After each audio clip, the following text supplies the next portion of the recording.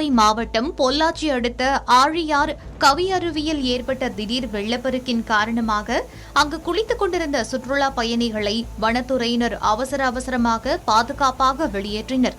மேலும் அருவிக்கு செல்ல தற்காலிக தடையும் விதிக்கப்பட்டுள்ளது.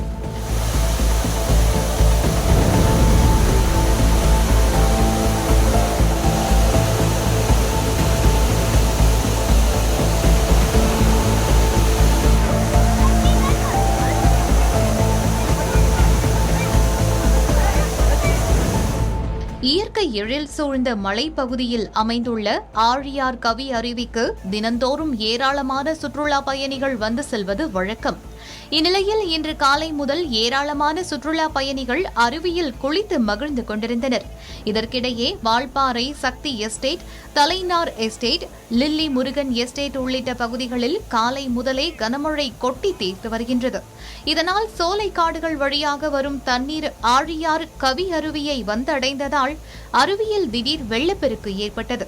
நீர்வரத்து மளமளவென அதிகரித்ததை அடுத்து சுதாரித்துக் கொண்ட வனத்துறையினர் சுற்றுலா பயணிகளின் பாதுகாப்பு நலன் கருதி அவர்களை உடனடியாக அருவியிலிருந்து அவசரமாக வெளியேற்றினர்.